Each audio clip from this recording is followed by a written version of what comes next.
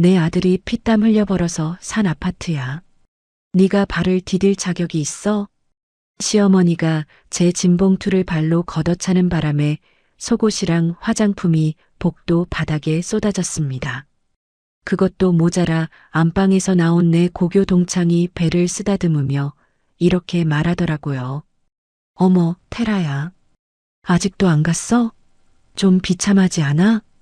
저는 바닥에 쪼그리고 앉아 흩어진 짐을 하나하나 주워 담았습니다. 처량하게, 아주 처량하게요. 근데 글쎄요, 이 사람들이 하나 모르는 게 있었습니다. 그 아파트도 남편 회사도 진짜 주인이 누구인지를요. 안녕하세요. 시청자 여러분. 오늘은 이혼 도장 하나로 시댁을 발칵 뒤집어 놓은 은퇴라 씨의 사연 지금 바로 시작합니다. 가정법원 협의 이혼 확인실에 무거운 문이 닫히는 순간 저는 깊은 숨을 한번 내쉬었습니다. 3년이라는 시간이 마침내 끝났습니다. 복도로 나서자마자 표제이가 양복 안주머니에서 무언가를 꺼내 제 앞으로 내밀었습니다. 이거 너한테도 줘야 할 것 같아서. 분홍빛 청첩장이었습니다. 표제이, 신세리. 두 이름이 금색 글씨로 나란히 박혀 있었죠. 다음 달 12일이야. 올 필요는 없는데 뭐 예의상. 제이가 청첩장을 제 손에 쥐어주며 능청스럽게 웃었습니다. 저는 두 눈을 크게 뜨고 입술을 파르르 떨며 청첩장을 바라보았습니다. 세리랑? 우리 동창 신세리? 그래. 좀 미안하긴 한데 원래 사랑은 어쩔 수 없는 거잖아. 제이가 넥타이 매듭을 매만지며 태연하게 대답했습니다. 저는 청첩장을 쥔 손을 부들부들 떨었습니다. 충격을 받은 전처의 모습, 완벽하게 연기해야 했으니까요. 하지만 속으로는 웃음이 터질 것 같았습니다. 방금 이 멍청한 남자가 서명한 합의서에는 재산 분할을 일체 포기하며 상대방의 채무에 관여하지 않는다는 독소 조항이 들어 있었거든요. 제이는 그 문장의 의미도 모른 채 볼펜을 휘갈겼습니다. 축하해. 저는 목소리를 가늘게 떨며 고개를 숙였습니다. 고마워. 그럼 잘 살아. 제이가 가벼운 손인사를 남기고 건물 앞에 대기하고 있던 검은색 외제 승용차에 올라탔습니다. 법인 차량이죠. 제 돈으로 산 법인 차량. 꽁무니를 빼는 차 뒷모습을 바라보며 저는 중얼거렸습니다. 제이 씨, 그 차도 오래 못 탈 텐데. 택시를 잡아타고 시댁 아파트로 향했습니다. 3년간 검소한 며느리 노릇을 하며 버텨온 그 집에서 마지막으로 챙길 것들이 남아 있었거든요. 현관 비밀번호를 누르고 문을 열었을 때 저는 제 눈을 의심했습니다. 거실 한복판에 검은 쓰레기 봉투 4개가 뒹굴고 있었습니다. 제 옷가지와 물건들이 아무렇게나 쑤셔 박혀 있었죠. 어머 왔어? 시어머니 왕춘자 여사가 소파에 다리를 꼬고 앉아 귤을 까먹으며 저를 올려다보았습니다. 어머님, 이게 뭐예요? 제 짐이 왜 이렇게... 뭐긴 뭐야. 짐 싸놓은 거지. 이혼했으면 빨리빨리 나가야 할 거 아냐. 왕 여사가 귤 껍질을 바닥에 툭 던지며 턱짓을 했습니다. 그때 안방 문이 열리더니 신세리가 슬리퍼를 끌며 나왔습니다. 배를 두 손으로 감싸 안은 채 제 앞에서 노골적으로 배를 내밀어 보였죠. 어머, 테라야. 아직 안 갔어? 세리가 고개를 살짝 기울이며 입꼬리를 올렸습니다. 제이 남편이 잘 나가니까 옆에서 무임승차하려고 그렇게 버텼구나. 근데 이제 끝이잖아. 저는 이를 꽉 깨물며 주먹을 움켜쥐었습니다. 참아야 했습니다. 지금 폭발하면 제가 짜놓은 판이 틀어지니까요. 어머님, 저 집만 챙겨서 바로 나갈게요. 당연하지. 우리 제이가 피땀 흘려 벌어서 산 이 아파트에 네가 발을 디딜 자격이 있어? 왕 여사가 벌떡 일어나더니 쓰레기 봉투 하나를 발로 걷어차 현관 밖으로 밀어냈습니다. 봉투가 찢어지면서 제 속옷과 화장품이 복도 바닥에 흩어졌습니다. 저는 복도에 쪼그리고 앉아 흩어진 물건들을 하나하나 주워 담았습니다. 손이 떨리는 척했지만 오른손은 코트 주머니 안에서 휴대전화의 녹음 버튼을 이미 누르고 있었습니다. 세리 씨, 안방 이불 좀 빨아야 하는데 빨래 돌려놔. 왕 여사가 세리에게 다정하게 말하는 소리가 녹음기에 또렷이 찍혔습니다. 네, 어머니. 제가 할게요. 세리가 배를 쓰다듬으며 안방으로 들어갔고 왕 여사는 현관에 서서 제가 짐을 줍는 꼴을 팔짱을 낀 채 내려다보았습니다. 쯧쯧 가여워라. 그래도 3년 살았으니까 내가 이렇게 짐이라도 싸준 거야. 고맙게 생각해. 저는 대꾸하지 않았습니다. 용달차를 불러 짐봉투를 모두 실었습니다. 차에 오르기 전 아파트를 한번 올려다보았습니다. 12층 거실 창문에 왕 여사와 세리가 나란히 서서 저를 내려다보고 있었죠. 세리가 손을 흔들었습니다. 용달차가 출발하고 시댁 아파트가 백미러 속으로 점점 작아졌습니다. 저는 수수한 면 코트의 단추를 하나씩 풀었습니다. 용달차가 도착한 곳은 서울 한복판 63층짜리 주상복합 건물이었습니다.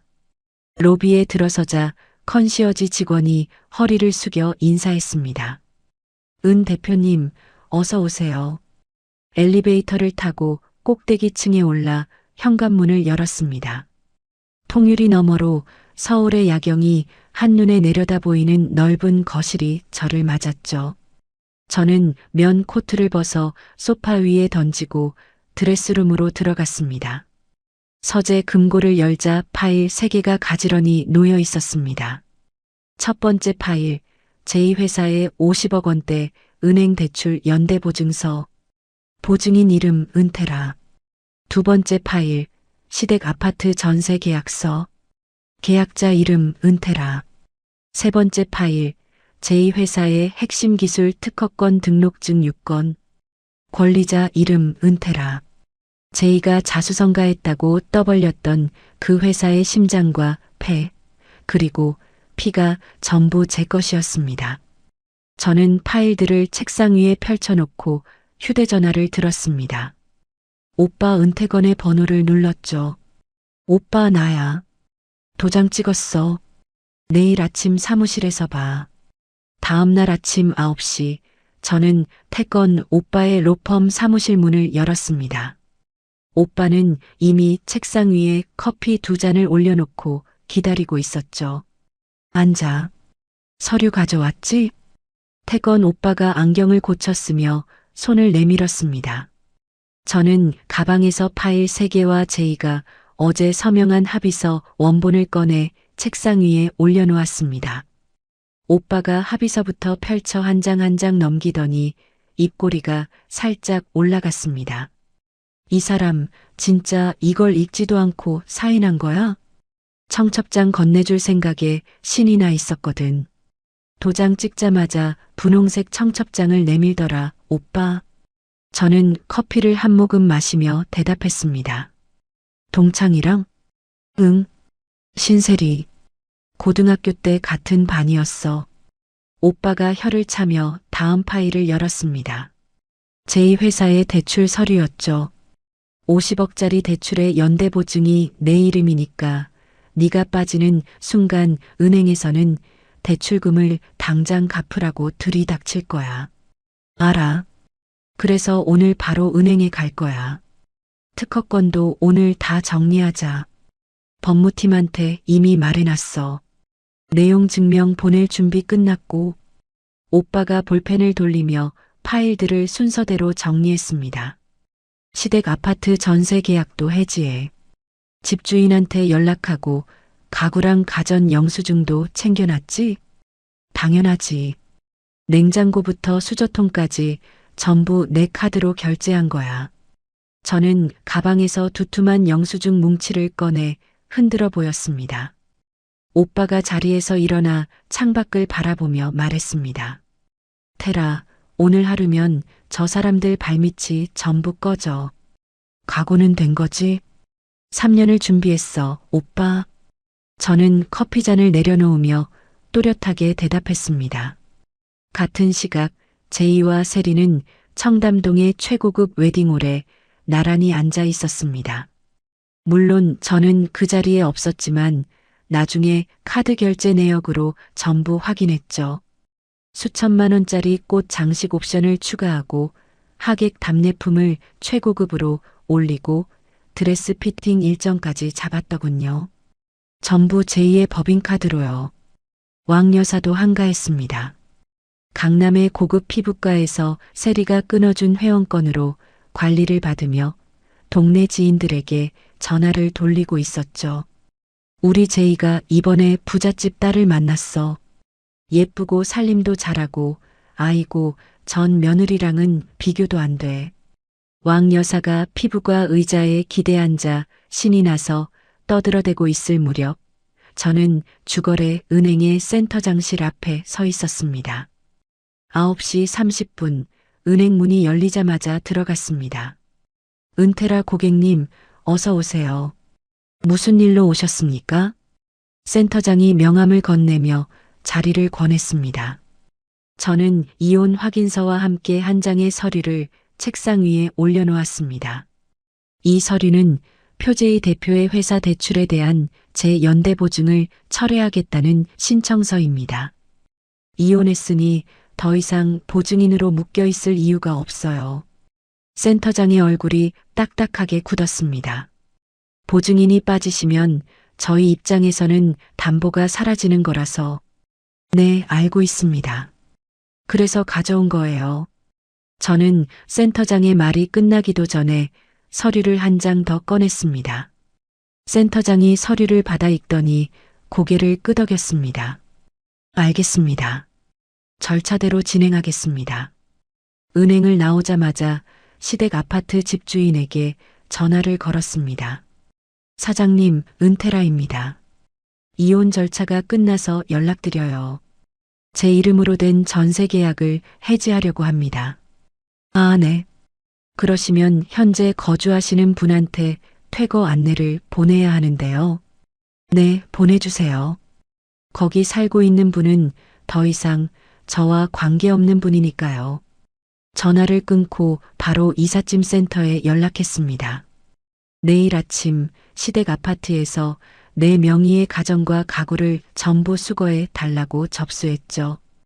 오후가 되자 태건 오빠의 법무팀이 움직이기 시작했습니다. 제 명의로 된 6건의 기술 특허 사용권을 해지한다는 내용 증명이 제2의 회사로 발송되었습니다. 동시에 회사의 주요 거래처 대표들에게도 계약 주체가 변경되었다는 안내 공문이 일제히 나갔죠. 그 시각 제이는 웨딩홀에서 돌아와 회사에 들렀다가 경리부장의 다급한 목소리를 들었을 겁니다. 대표님, 은행에서 대출금 상환 관련 연락이 왔고요. 거래처 3곳에서 결제를 보류하겠다고 통보해 왔습니다. 뭐? 갑자기 왜? 제이가 넥타이를 잡아당기며 경리부장에게 되물었겠지만 아직 사태의 전체 그림은 보이지 않았을 겁니다. 저녁이 되자 제이의 전화가 쏟아지기 시작했습니다. 휴대전화 화면에 제이의 이름이 뜨고 사라지고 다시 뜨기를 반복했죠. 12통, 17통, 23통. 저는 휴대전화를 무음으로 바꾸고 소파 등받이에 기대 앉았습니다. 통유리 너머로 서울의 야경이 반짝이고 있었죠. 내일 아침이면 제2의 회사 서버가 멈추고 왕 여사의 아파트에서는 가구가 빠져나가기 시작할 겁니다. 저는 와인잔을 천천히 기울이며 내일을 기다렸습니다. 다음 날 오전 10시 제2의 회사 주거래 은행에서 공식 경고장을 보냈습니다. 보증인이 빠졌으니 대출금 50억 원을 대신 갚을 담보를 내놓든지 아니면 돈을 전부 돌려달라는 내용이었죠. 저는 오빠의 로펌 회의실에 앉아 실시간으로 보고를 받고 있었습니다. 태건 오빠가 법무팀 직원에게 전화를 받더니 저를 보며 고개를 끄덕였습니다. 은행에서 공문 나갔고 제2회사 쪽에서는 아직 아무 대응도 못하고 있대.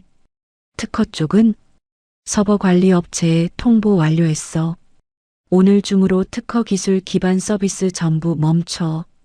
저는 커피잔을 들어 한 모금 마셨습니다. 손끝 하나 떨리지 않았죠. 그 시각 제2의 회사 로비에서는 난리가 나고 있었습니다. 은행에서 대출금을 회수하겠다는 소문이 퍼지자 하청업체 대표들이 몰려들기 시작한 겁니다. 표 대표, 우리 밀린 돈 3억 어떻게 할 거야? 하청업체 사장 한 명이 로비 접수대를 주먹으로 내리치며 소리를 질렀습니다. 진정하세요. 지금 대표님이 회의 중이라서. 경리부장이 두 손을 내저으며 막아섰지만 소용이 없었죠. 회의는 무슨 회의? 우리도 직원들 월급 줘야 해. 당장 대표 불러. 또 다른 업체 사장이 로비 화분을 발로 걷어차 엎어버렸습니다. 흙이 바닥에 쏟아지고 화분 조각이 사방으로 흩어졌죠. 제이는 대표실에서 문을 잠근 채 전화기를 붙잡고 있었습니다. 투자자들의 항해 전화가 쉴 새 없이 걸려오고 있었거든요. 표 대표, 지금 회사 상황이 어떻게 된 건지 설명해 주시죠.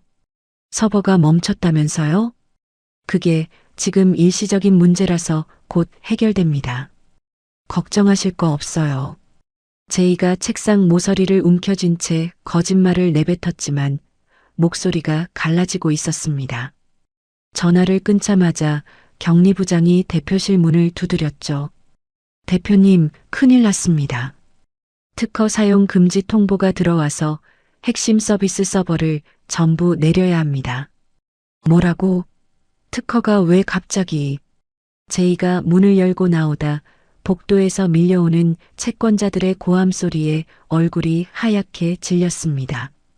같은 시각 저는 오빠의 사무실에서 또 다른 보고를 기다리고 있었습니다. 시댁 아파트 쪽 소식이었죠. 오전 11시 이삿짐 센터 직원 4명이 시댁 아파트 현관 앞에 도착했습니다. 집주인이 보낸 퇴거 안내 서류도 함께였죠. 왕 여사가 현관문을 열었을 때 이삿짐 센터 직원이 서류를 내밀었습니다. 왕 춘자님 맞으시죠? 이 아파트에 있는 가전제품과 가구 전부 소유주인 은퇴라 시의 요청으로 수거하러 왔습니다. 무슨 소리야? 이게 다 우리 아들이 산 건데. 왕 여사가 팔을 벌려 현관을 막아섰습니다. 여기 구매 영수증이 있습니다. 냉장고, TV, 소파, 식탁, 에어컨, 전부 은퇴라 시 명의의 카드로 결제된 물건입니다. 직원이 영수증 사본 뭉치를 왕 여사 앞에 펼쳐 보였습니다. 왕 여사의 눈이 커졌다가 이내 얼굴이 벌겋게 달아올랐죠. 이건 며느리가 당연히 해야 할 일을 한 거지. 시집살이 하면서 집안 살림 사는 게 당연한 거 아니야? 왕 여사가 악을 썼지만 이삿짐 센터 직원들은 서류를 확인한 뒤 묵묵히 거실로 들어가 TV부터 벽에서 떼어내기 시작했습니다. 야, 이거 나. 놓으라고. 왕 여사가 직원의 팔을 잡아당겼지만 집주인에게서 전화가 걸려왔습니다. 왕춘자 씨, 이 집 전세금이 은퇴라 시 명의인 거 아시죠? 은퇴라 씨가 계약을 해지했어요. 보증금은 은퇴라 씨한테 돌려줘야 하니까 죄송하지만 이번 달 안으로 집을 비워주셔야 합니다. 왕 여사의 손에서 힘이 빠졌습니다. 전화기를 쥔 채 그 자리에 털썩 주저앉았죠. 이게 무슨 이 집이 우리 제이가 산 거라고. 왕 여사가 허공을 바라보며 중얼거리는 사이 직원들은 냉장고를 옮기고 소파를 드러내고 식탁을 분해하기 시작했습니다. 1시간도 되지 않아 거실은 텅 비었습니다. 맨바닥에 먼지 자국만 남았죠. 왕 여사가 제게 전화를 걸기 시작했습니다. 1통, 2통, 10통, 20통. 저는 화면에 뜨는 왕 여사의 이름을 가만히 내려다보았습니다. 30통, 50통, 70통. 전화는 멈추지 않았습니다. 저는 의자 등받이에 몸을 기대고 천장을 올려다보며 기다렸죠. 88통. 부재중 전화가 정확히 88통이 찍혔을 때 저는 전화를 받았습니다. 아가, 테라야. 이게 무슨 짓이야? 어머니한테 이럴 수가 있어? 당장 사람들 돌려보내고 집 좀. 아줌마, 누구세요? 왕 여사의 말이 뚝 끊겼습니다. 숨소리만 수화기 너머로 거칠게 들려왔죠. 저는 전화를 끊고 왕 여사의 번호를 차단 목록에 등록했습니다. 오빠가 회의실 문을 열고 들어오며 물었습니다. 시댁 쪽도 정리됐어? 응, 깨끗하게. 저는 휴대전화를 책상 위에 내려놓으며 대답했습니다. 태건 오빠가 노트북 화면을 돌려 보여주었습니다. 제2의 법인카드가 정지되면서 웨딩홀과 드레스샵에서 예약 취소와 함께 위약금 청구서가 날아갔다는 내용이었죠. 세리 쪽 결혼 준비도 전부 날아갔어. 웨딩홀 위약금만 수천만 원이야. 오빠가 화면을 스크롤하며 말했습니다. 그날 저녁 세리가 제2의 회사로 찾아갔습니다. 나중에 사진으로 확인한 장면이었죠. 로비에서 채권자들에게 둘러싸여 땀을 흘리고 있던 제이 앞에 세리가 나타났습니다. 제이야, 결혼식이 취소됐어. 웨딩홀에서 전화 왔는데 카드가 안 된다잖아. 이게 어떻게 된 거야? 세리가 제이의 양복깃을 움켜쥐며 따져 물었습니다. 나한테 왜 그래? 나도 지금 죽겠다고. 제이가 세리의 손을 뿌리치며 소리를 질렀습니다. 그러니까 네가 뭘 한 거냐고. 은퇴라한테 다 뺏기고 이 꼴이 된 거잖아. 네가 그 여자 자리에 들어오겠다고 해놓고 이제 와서 나한테 뭐라 하는 거야. 둘은 로비 한복판에서 서로의 옷깃을 잡고 밀치며 추하게 엉켜붙었습니다. 채권자들이 팔짱을 끼고 구경했죠. 태건 오빠가 고용한 사람이 그 현장을 사진으로 찍어 보내왔습니다. 로비에서 머리채를 잡고 싸우는 제이와 세리, 그리고 짐가방을 끌고 텅 빈 아파트 복도를 걸어 나오는 왕 여사의 뒷모습까지. 저는 사진들을 한 장씩 넘겨보며 휴대전화를 내려놓았습니다. 한 달이 지났습니다. 제 새 회사 은컨설팅은 강남 한복판의 오피스 빌딩 7층에 자리를 잡았죠. 대형 기업 2곳과 경영 자문 계약을 따냈고 직원도 12명으로 늘었습니다. 그날 아침 저는 대표실 책상에 앉아 다음 주 프레젠테이션 자료를 검토하고 있었습니다. 격리 담당 직원이 문을 두드리더니 얼굴이 하얗게 질린 채 들어왔죠. 대표님, 법인 통장이 막혔습니다. 막혔다니 무슨 소리야? 은행에 확인해 봤는데 법원에서 가압류가 걸렸다고 합니다. 통장 전체가 거래 정지 상태예요. 저는 볼펜을 내려놓고 격리 직원의 얼굴을 똑바로 바라보았습니다. 어디서 걸었는지 확인했어? 표제이라는 사람이 원고로 되어 있다고 합니다. 제이? 이 사람이 아직도 발악을 하고 있었군요. 저는 곧바로 태건 오빠에게 전화를 걸었습니다. 오빠, 제이가 내 법인 통장에 가압류를 걸었어. 뭐? 무슨 명목으로? 아직 정확히 모르겠어. 은행에서는 법원 결정문만 확인했다고 하고. 알았어. 내가 바로 법원에 확인할 테니까 서류 들고 사무실로 와. 전화를 끊고 가방을 챙기려는데 사무실 현관 쪽이 갑자기 소란스러워졌습니다. 직원 하나가 대표실로 뛰어들어왔죠. 대표님, 세무서에서 나왔다는 분들이 오셨는데요. 심장이 한 박자 빠르게 뛰었지만 저는 표정을 바꾸지 않았습니다. 안내해. 회의실로 들어서니 양복 차림의 조사관 2명이 서류 가방을 펼쳐놓고 앉아 있었습니다. 은퇴라 대표님이시죠? 관할 세무서 조사팀입니다.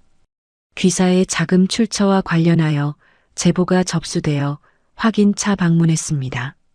어떤 제보인지 여쭤봐도 될까요? 이혼 전 배우자의 회사에서 자금을 빼돌려 신규 법인을 설립했다는 내용입니다. 우선 최근 6개월간의 회계 장부와 자금 이동 내역을 제출해 주시기 바랍니다. 조사관이 서류 한 장을 밀어내밀었습니다. 세무조사 착수 통지서였죠. 가압류의 세무조사까지. 제이가 동시에 두 방을 날린 겁니다. 저는 통지서를 받아들고 조용히 읽었습니다. 자료 준비해서 제출하겠습니다. 조사관들이 나간 뒤 사무실 분위기가 얼어붙었습니다. 직원들이 복도에서 수군거리는 소리가 대표실까지 들려왔죠.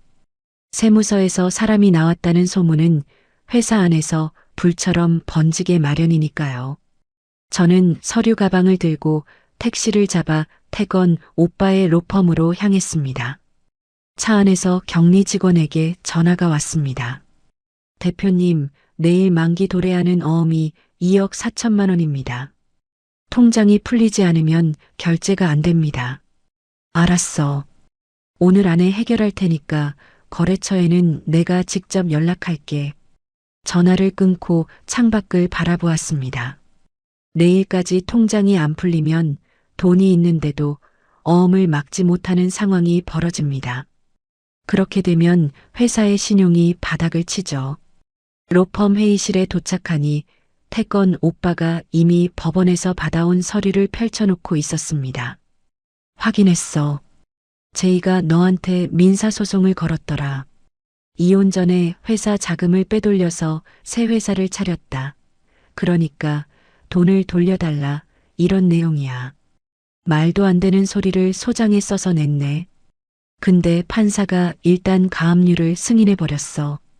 소명 자료가 그럴듯하게 꾸며져 있었나 봐. 오빠가 이마를 짚으며 소장 사본을 넘겼습니다. 세무 쪽도 제이가 한 거야? 응. 내가 돈 세탁을 했다고 세무서에 제보했대. 오빠가 한숨을 내쉬더니 의자 등받이에 몸을 기댔습니다. 찌질한 놈이 꼬장은 기가 막히게 부리네. 저는 소장 내용을 한 줄 한 줄 읽어 내려갔습니다.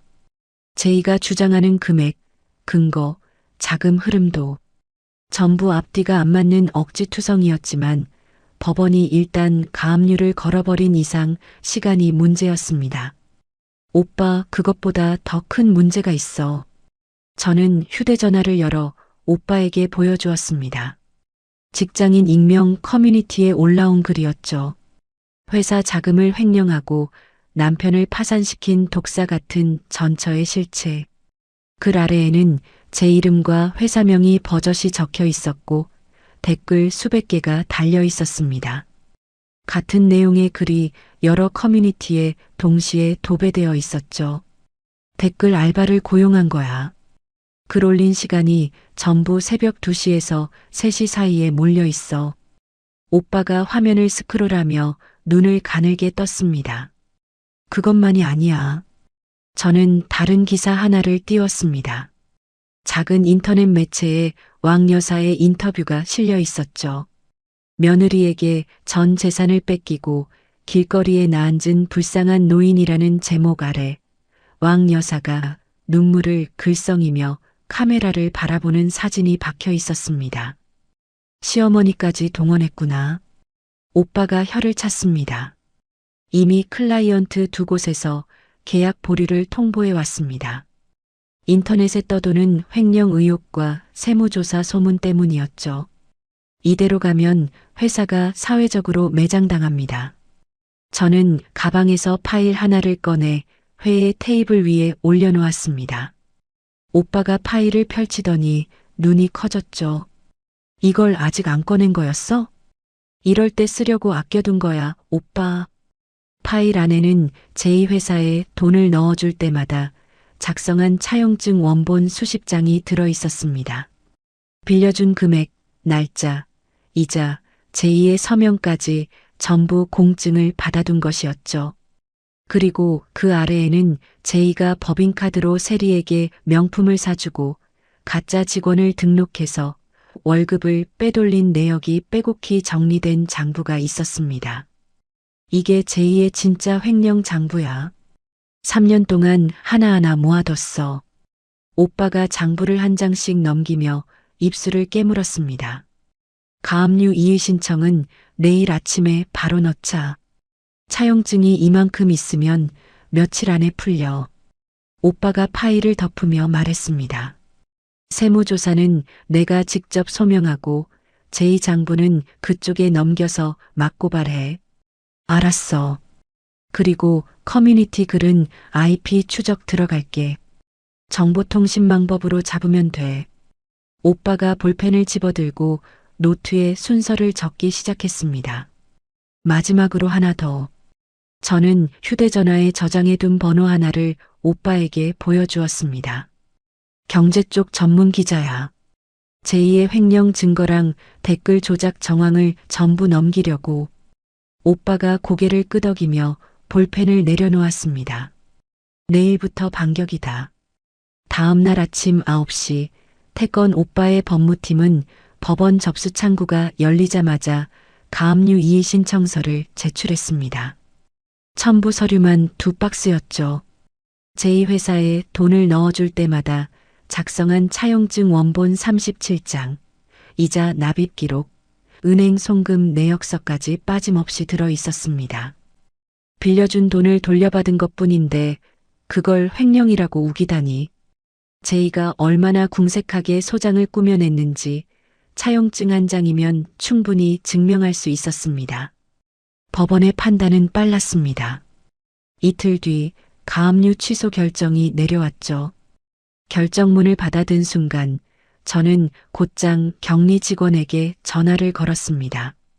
통장 풀렸어? 밀린 거래처 대금이랑 직원 급여 전부 오늘 안에 송금해. 네, 대표님. 바로 처리하겠습니다. 전화를 끊자마자 거래처 대표들에게 직접 연락을 돌렸습니다. 대표님, 은컨설팅 은테라입니다. 지연된 대금 오늘 중으로 입금됩니다. 불편드려서 죄송합니다. 아, 네. 확인되면 연락드리겠습니다. 하루 만에 밀린 급여와 대금이 전부 빠져나가고 사무실 안의 공기가 다시 돌아오기 시작했습니다. 복도에서 수군거리던 직원들의 표정도 눈에 띄게 풀어졌죠. 다음 날 오전 저는 관할 세무서를 직접 찾아갔습니다. 조사관 2명이 회의실에서 기다리고 있었죠. 은테라 대표님, 자료 가져오셨습니까? 네, 여기 있습니다. 저는 가방에서 파일 4개를 꺼내 테이블 위에 올려놓았습니다. 회사 설립 자금의 출처를 증명하는 은행 거래 내역, 제 개인 자산 증빙 서류, 세금 납부 기록, 그리고 제2회사에서 돈을 회수한 경위를 정리한 자료까지.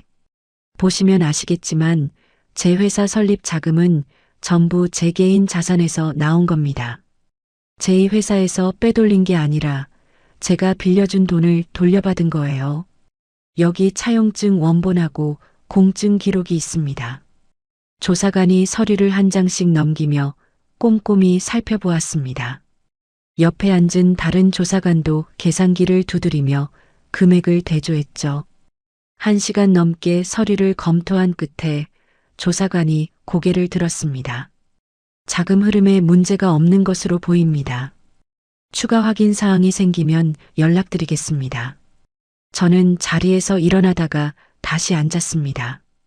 가방 안에 아직 꺼내지 않은 것이 하나 남아 있었거든요. 조사관님, 하나 더 드릴 게 있습니다. 저는 검은색 USB 하나를 꺼내 테이블 위에 놓았습니다. 이건 뭡니까? 제보자인 표재혜 씨가 본인 회사에서 실제로 저지른 일들이 담긴 자료입니다. 법인카드로 개인 물품을 구매한 내역, 존재하지 않는 직원을 등록해서 월급을 빼간 기록, 그리고 그 돈이 흘러간 차명 계좌 정보까지 전부 들어 있습니다. 조사관의 눈빛이 달라졌습니다. USB를 받아든 조사관이 옆 동료와 눈을 마주치더니 고개를 끄덕였죠. 확인해 보겠습니다. 세무서를 나오며 태건 오빠에게 전화를 걸었습니다. 오빠, 소명 끝났어. USB도 넘겼고. 잘했어. 이쪽도 됐다. 커뮤니티 글 IP 추적 결과 나왔어. 어디서 접속한 거야? 세린의 집 와이파이하고 제2회사 사무실. 둘이 번갈아 가면서 올린 거야. 경찰에 정보통신망법 위반으로 고소장 접수했어. 오빠의 목소리가 차분하면서도 단단했습니다. 언론 쪽은? 기자한테 오늘 저녁에 자료 넘기기로 했어. 횡령 증거, 댓글 조작 정황, IP 추적 기록 전부 묶어서. 고마워, 오빠. 고마워하긴. 아직 안 끝났으니까. 전화를 끊고 사무실로 돌아왔습니다. 제 책상 위에는 결제할 서류가 수북이 쌓여 있었죠. 밀린 업무를 처리하면서 동시에 한 가지를 더 준비했습니다. 제이를 상대로 한 역소송이었습니다. 근거도 없는 가압류로 회사 통장을 묶어놓은 바람에 거래처, 대금 지급이 지연되고 클라이언트가 계약을 보류하고 회사의 신용에 금이 갔습니다. 그 피해를 전부 돈으로 물어내라는 소송이었죠. 태건 오빠의 법무팀이 소장을 작성해 오후에 법원에 접수했습니다. 청구 금액은 수십억 원. 저녁 7시 태건 오빠가 경제 전문 기자를 만났습니다. 제2의 횡령 증거, 가짜 직원 등록 내역, 세리의 차명 계좌, 커뮤니티 댓글 조작 IP 기록. 기자의 손에 모든 자료가 넘어갔죠. 오빠에게서 마지막 문자가 왔습니다. 기자가 내일 아침 기사 내보낸대. 일면이래. 저는 휴대전화를 책상 위에 내려놓고 사무실 창밖을 바라보았습니다. 강남의 빌딩 숲 사이로 가로등 불빛이 줄지어 켜지고 있었죠. 내일 아침 이 도시의 경제지 일면에 표제이와 신세리의 이름이 올라갑니다. 다음 날 아침 7시 저는 침대에서 일어나자마자 휴대전화를 열었습니다. 경제지 메인 화면에 굵은 글씨가 박혀 있었죠. 유망 벤처 대표 수십억대 횡령 및 여론 조작 의혹 충격. 기사 본문에는 제이가 법인카드로 세리에게 명품을 사준 내역, 존재하지 않는 직원 이름으로 월급을 빼간 기록, 그리고 커뮤니티에 허위 글을 도배한 IP 추적 결과까지 빠짐없이 실려 있었습니다. 기사가 나가자마자 인터넷이 뒤집어졌습니다. 며칠 전까지 저를 횡령범이라고 욕하던 댓글 창의 분위기가 완전히 바뀌었죠. 전처가 진짜 피해자였네. 시어머니 인터뷰가 전부 거짓말이었다고? 벤처 대표라는 놈이 와이프 돈으로 회사 굴린 거잖아. 왕 여사가 눈물 흘리며 인터뷰했던 기사에도 댓글이 쏟아지기 시작했습니다. 이 할머니 아들이 횡령범이었으면서 며느리한테 뺏겼다고 울었던 거야? 속았네, 완전히. 오전 10시 태건 오빠에게서 전화가 왔습니다. 경찰이 움직였어. 세무서에서 넘긴 자료랑 우리 고소건을 합쳐서 경제범죄수사팀에서 수사 착수했대. 제이한테 연락 갔어? 출국 금지부터 걸었고 오늘 중으로 소환 통보 나간대. 세리도 같이. 오빠의 말이 끝나기도 전에 휴대전화 알림이 울렸습니다. 뉴스 속보였죠. 횡령 의혹 벤처 대표 표제의 긴급 출국 금지 조치. 기사 아래에는 제2의 회사 건물 앞에 취재진이 몰려있는 사진이 올라와 있었습니다. 그날 오후 제이와 세리가 경찰서에 출석했습니다. 저는 그 장면을 뉴스 생중계로 보았죠. 제이가 검은 양복을 입고 경찰서 정문으로 들어서는데 기자 수십 명이 카메라를 들이대며 질문을 쏟아냈습니다. 표 대표님, 횡령 의혹에 대해 한 말씀 해주시죠. 전 부인의 자금을 빼돌렸다는 건 사실입니까? 제이가 고개를 푹 숙인 채 입술을 꾹 다물고 걸었습니다. 한 달 전 법원 앞에서 청첩장을 내밀며 능청스럽게 웃던 그 얼굴이 아니었죠. 턱이 바들바들 떨리고 이마에 식은땀이 줄줄 흘러내리고 있었습니다. 제이 뒤에서 세리가 검은 마스크로 얼굴을 가린 채 따라왔습니다. 기자 하나가 세리 앞을 가로막으며 마이크를 들이밀었죠. 신세리 씨, 차명 계좌로 횡령 자금을 받으신 건 사실입니까? 세리가 고개를 확 돌리더니 기자를 밀치고 경찰서 안으로 뛰어들어갔습니다. 카메라 플래시가 터지는 사이로 세리의 비틀거리는 뒷모습이 찍혔죠. 뉴스 화면을 끄고 사무실 의자에 등을 기댔습니다. 경찰 조사는 빠르게 진행되었습니다. 제이가 세리의 이름으로 만든 차명 계좌에 수십억 원을 나눠 넣은 금융거래 기록이 은행에서 모두 확인되었거든요. 세리는 단순히 제이의 여자친구가 아니었습니다. 돈이 흘러간 계좌의 주인, 횡령의 핵심 공범이었죠. 조사가 시작된 지 사흘째 되는 날, 태건 오빠에게서 연락이 왔습니다. 구속영장 청구됐어. 둘 다. 사유가 뭐래? 증거를 없앨 우려가 있고 도망칠 가능성이 높다고 판단했대. 횡령 금액이 크니까. 그날 밤 뉴스에 제이와 세리의 구속 소식이 나왔습니다. 벤처 대표 표제의 수십억 횡령 혐의로 구속. 내연녀 신세리도 공범으로 함께 구속. 화면에는 제이가 수갑을 찬 채 고개를 떨군 모습이 잡혔습니다. 바로 뒤에서 세리가 교도관에게 팔을 잡힌 채 끌려가면서 제이를 향해 악을 썼죠. 다 당신 때문이야. 당신이 돈 많다고 했잖아. 나한테 왜 이래? 세리의 비명 같은 목소리가 경찰서 복도에 울려 퍼졌습니다. 제이는 돌아보지도 않았죠. 고개를 숙인 채 질질 끌려갔습니다. 그 뉴스 아래로 왕 여사에 대한 기사가 하나 더 올라왔습니다. 아들 구속에 부양 능력 상실, 전 시어머니 왕춘자 씨 월세 체납으로 퇴거 위기. 왕 여사가 아들 구속 후 밀린 월세를 내지 못해 후미진 골목의 단칸방에서마저 쫓겨나게 되었다는 내용이었습니다.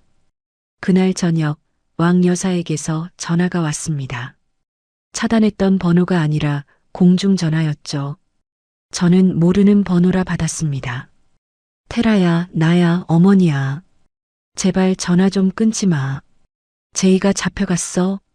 나 지금 갈 데가 없어. 한 번만 봐주면 안 되겠니? 왕 여사의 목소리가 갈라지고 코를 훌쩍이는 소리가 수화기 너머로 들려왔습니다. 저는 3초 동안 아무 말 없이 왕 여사의 울음소리를 들었습니다. 그리고 전화를 끊었죠. 태건 오빠의 법무팀에서 다음 날 왕 여사에 대한 접근 금지 서류를 보냈습니다. 앞으로 어떤 방법으로든 저에게 연락하면 법적 조치를 취하겠다는 내용이었죠. 세리의 가족들도 소식이 들려왔습니다. 세리의 부모와 언니가 면회 한 번 오지 않고 연락을 끊었다고 했죠. 횡령 공범의 가족이라는 꼬리표가 붙는 게 두려웠던 겁니다. 저는 사무실 책상에 앉아 내일 클라이언트 미팅 자료를 펼쳤습니다. 계약을 보류했던 두 곳에서 다시 연락이 왔거든요. 기사를 보고 사실관계를 확인한 뒤 계약을 재개하겠다는 내용이었습니다. 저는 서류에 펜을 대며 다음 일정을 정리했습니다. 몇 달이 흘렀습니다. 나뭇잎이 노랗게 물들기 시작한 어느 가을 아침, 저는 법원 정문 앞에 서 있었습니다. 태건 오빠가 차에서 내리며 저를 바라보았습니다. 긴장돼? 아니.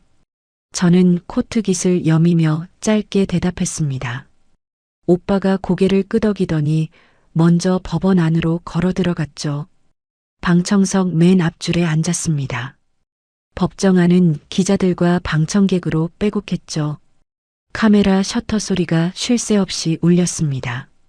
잠시 후 연문이 열리고 제이와 세리가 수의를 입은 채 교도관에게 양쪽 팔을 잡힌 모습으로 들어왔습니다.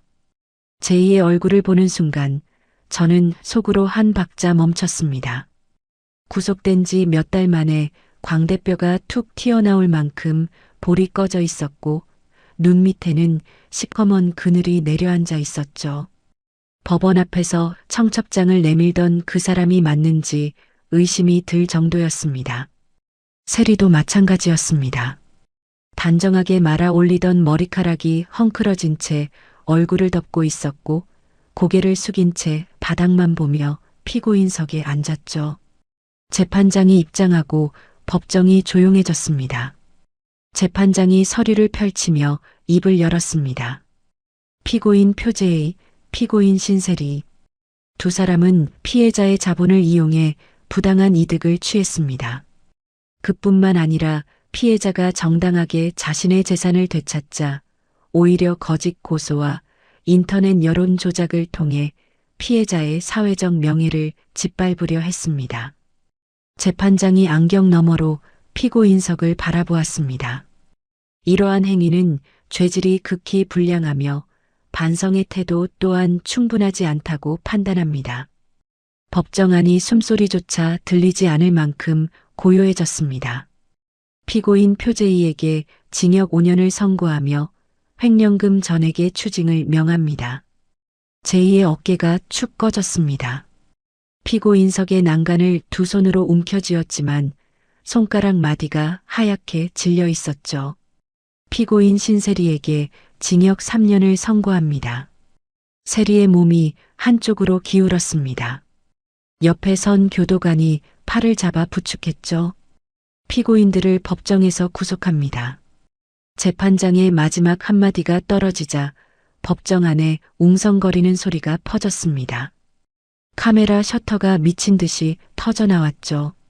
제이가 피고인석에서 무릎이 꺾이며 주저앉았습니다. 교도관 2명이 양쪽에서 제이의 팔을 잡아 일으켜 세웠죠. 그 순간 세리가 벌떡 일어나 제이를 향해 손가락질을 했습니다. 다 너 때문이야. 네가 돈 있다고 잘 될 거라고 했잖아. 나한테 결혼하자고 해놓고 이게 뭐야. 세리가 목이 터져라 악을 질렀습니다. 시끄러워. 네가 계좌 만들어서 돈 빼자고 한 거잖아. 제이가 교도관에게 붙잡힌 채로 고개를 돌려 세리에게 소리쳤습니다. 뭐라고? 지금 나한테 뒤집어 씌우는 거야? 세리가 교도관의 손을 뿌리치려 발버둥 쳤습니다. 교도관 3명이 달려들어 세리의 양팔을 꺾어 잡고 법정 밖으로 끌어냈죠. 세리의 비명이 복도 끝까지 울려 퍼졌습니다. 저는 그 모든 것을 아무런 표정 없이 지켜보았습니다. 재판이 끝나고 법정 밖으로 나왔습니다. 복도를 걸어 로비로 향하는데 누군가 제 앞을 가로막았죠. 왕춘자 여사였습니다. 머리카락이 기름지게 엉겨붙어 있었고 누런 점퍼 소매가 해져 실밥이 풀려 있었습니다. 한쪽 손에는 무료 급식소의 비닐봉지를 들고 있었죠. 왕 여사가 제 앞에 무릎을 꿇더니 이마를 바닥에 찧었습니다. 테라야, 제발. 우리 제이 한 번만 봐줘라. 어머니가 잘못했어. 내가 잘못했으니까 제발 한 번만. 왕 여사의 이마가 대리석 바닥에 부딪히며 둔탁한 소리가 났습니다. 눈물과 콧물이 범벅이 된 얼굴로 바닥에 엎드린 채 제 코트 자락을 잡았죠. 저는 왕 여사의 손을 내려다보았습니다. 그 손이 제 진봉투를 현관 밖으로 걷어찬 바로 그 손이라는 것을 저는 분명히 기억하고 있었습니다. 저는 코트 자락을 가만히 빼내고 왕 여사를 한 번도 돌아보지 않은 채 정문으로 걸어 나갔습니다. 태건 오빠가 차 앞에 기대서서 기다리고 있었습니다. 오빠가 조수석 문을 열어주며 물었죠. 괜찮아? 응. 저는 차에 올라타며 짧게 대답했습니다. 오빠가 운전석에 앉아 시동을 걸며 말했습니다. 제이가 숨겨놓은 나머지 재산도 파산 절차를 통해 전부 압류 들어갔어. 세리 이름으로 된 것까지 싹 다. 빚은? 횡령금 추징에 우리 역소송 배상금까지 합치면 출소해도 평생 갚아야 할 거야. 저는 고개를 끄덕였습니다. 오빠가 서류 한 장을 건넸습니다. 제2의 회사 파산에 따른 마지막 채권 회수 서류였죠. 저는 볼펜을 꺼내 서명란에 이름을 적었습니다. 이제 끝이야, 오빠. 그래. 끝났어. 오빠가 차를 출발시켰습니다. 창문을 열자 가을바람이 차 안으로 들어왔죠. 법원 건물이 백미러 속으로 점점 작아졌습니다. 저는 창밖으로 스쳐 지나가는 은행나무 가로수를 바라보며 눈을 감았습니다. 1년이 지났습니다. 은컨설팅은 강남 한복판의 대형 오피스 빌딩 22층 전체를 사옥으로 쓰고 있었죠. 직원은 12명에서 60명으로 늘었고 굵직한 기업 실사 프로젝트를 연달아 성공시키며 업계에서 가장 빠르게 성장하는 컨설팅 회사로 이름을 올렸습니다. 그날 아침 대표실 책상 위에 경제 전문지 한 권이 놓여 있었습니다. 표지에 제 얼굴이 실려 있었죠. 올해의 여성 CEO, 은컨설팅 은테라 대표. 저는 잡지를 집어들고 표지를 한참 들여다보았습니다. 3년 전 시댁 현관 앞에서 쓰레기 봉투에 담긴 짐을 줍던 여자의 얼굴이 아니었습니다. 잡지를 책상 서랍에 넣고 결제 서류를 펼쳤습니다. 다음 분기 투자 유치 계획서, 신규 클라이언트 계약서, 해외 지사 설립 검토 보고서, 은컨설팅이라는 이름 석자 위에 제 서명을 하나하나 올렸습니다. 점심때 태권 오빠에게서 전화가 왔습니다. 테라, 밥 먹었어? 아직. 서류 보고 있었어. 제의 근황 들었어? 저는 볼펜을 멈추고 수화기에 귀를 기울였습니다. 추징금 압박에 교도소 안에서 노역을 하고 있는데 하루하루 버티기 힘든 모양이야. 면회 오는 사람도 없고, 세리는 수감자들 사이에서 완전히 왕따래. 불륜의 횡령범이라고 아무도 상대를 안 한대. 저는 창밖을 바라보았습니다. 가을 햇살이 유리창에 부딪혀 반짝이고 있었죠. 왕 여사는? 오빠가 잠깐 뜸을 들이더니 조용히 말했습니다. 재개발 구역 쪽 지하철역이랑 무료 급식소를 왔다 갔다 하면서 지내고 있대. 지나가는 사람 붙잡고 아들 자랑을 하는데 아무도 안 들어준다더라. 저는 아무 말 없이 오빠의 말을 들었습니다. 불쌍하다는 얘기는 아니야. 그냥 알려주는 거야. 알아, 오빠. 전화를 끊고 의자 등받이에 기대 앉았습니다. 대표실 벽 한쪽에는 은컨설팅의 첫 번째 계약서가 액자에 넣어져 걸려 있었죠.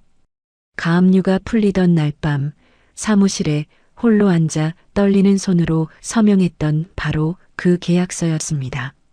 저녁 7시 회사 근처 고급 레스토랑에서 전 직원이 모였습니다. 은컨설팅 창립 1주년 축하 파티였죠. 직원들이 샴페인 잔을 들고 저를 바라보았습니다. 저는 자리에서 일어나 잔을 들었습니다. 1년 전에 이 회사를 만들 때 법인 통장이 묶이고 세무조사가 들이닥치고 인터넷에 온갖 거짓말이 떠돌아다녔어요. 그때 여러분 중 누구도 저를 떠나지 않았죠. 직원들이 조용히 귀를 기울였습니다. 그때 깨달은 게 있어요. 우리를 지켜주는 건 좋은 말이나 화려한 간판이 아니라 한 장 한 장 정직하게 쌓아 올린 서류와 투명한 숫자라는 겁니다. 계약서 한 장이 1000마디 말보다 강합니다. 저는 잔을 높이 들었습니다. 앞으로도 이 원칙 하나만 지키면 은컨설팅은 누구도 무너뜨리지 못합니다. 1주년 축하합니다, 여러분. 직원들이 환호하며 잔을 부딪혔습니다. 샴페인 거품이 넘치고 웃음소리가 레스토랑 안을 가득 채웠죠. 파티를 마치고 레스토랑 밖으로 나오니 태권 오빠가 입구 앞에 서서 기다리고 있었습니다. 양복 주머니에 두 손을 넣은 채 환하게 웃고 있었죠. 좋은 연설이었어. 들었어? 안에서 다 들려. 목소리가 커서. 저는 웃으며 오빠 옆에 나란히 섰습니다. 오빠가 걸으며 말했죠. 다음 분기에 대형 투자 유치건이 하나 들어왔어. 규모가 꽤 커. 내일 사무실에서 같이 보자. 좋아. 내일 아침에 갈게. 저는 고개를 끄덕이며 걸음을 옮겼습니다. 강남의 밤거리에 빌딩의 불빛이 쏟아져 내리고 있었죠. 3년 전 용달차 뒷자리에서 시댁 아파트가 멀어지는 것을 바라보던 저는 아무것도 가진 게 없는 쫓겨난 며느리처럼 보였을 겁니다. 하지만 진짜 제 것은 단 하나도 잃지 않았죠. 진정한 힘은 누군가의 아내라는 이름이 아니라 제 손으로 쌓아 올린 능력과 제 이름이 찍힌 서류에서 나옵니다. 저는 서울의 밤하늘을 올려다보며 발걸음을 내디뎠습니다. 여러분, 오늘 이야기 끝까지 들으셨죠? 은테라 씨는 3년이라는 시간 동안 참 많은 것을 참았습니다. 시어머니의 구박도, 남편의 무능함도, 동창의 배신도요. 하지만 테라 씨가 진짜 대단했던 건 감정에 휘둘려서 소리 지르거나 울면서 매달리지 않았다는 겁니다. 대신 서류를 모았죠. 차용증, 영수증, 계약서, 녹음 파일. 한 장 한 장이 전부 무기였습니다. 여러분, 사람이 정말 무서울 때가 언제인지 아세요? 울 때가 아니라 웃으면서 준비할 때입니다. 테라 씨가 바닥에 쪼그리고 앉아 짐을 주워 담을 때 시어머니와 세리는 이겼다고 생각했겠죠. 근데 그 순간에도 코트 주머니 안에서는 녹음 버튼이 눌려 있었습니다. 결국 자수성가했다고 떠벌리던 남편은 감옥에 갔고 부잣집 딸이라며 끼어든 동창도 같이 끌려갔습니다. 아들 돈으로 산 집이라고 큰 소리치던 시어머니는 그 집이 며느리 돈이었다는 걸 알고 나서야 바닥에 주저앉았죠. 허세는 오래가지 못합니다. 남의 것 위에 세운 자신감은 주인이 돌아오는 순간 무너지게 되어 있으니까요. 진짜 내 것은 내 이름이 찍힌 서류 위에만 존재합니다. 테라 씨가 증명한 건 바로 그 한 가지였습니다. 이야기를 끝까지 들어주신 분이 계시다면 잘 들었다고 댓글 하나만 남겨주세요.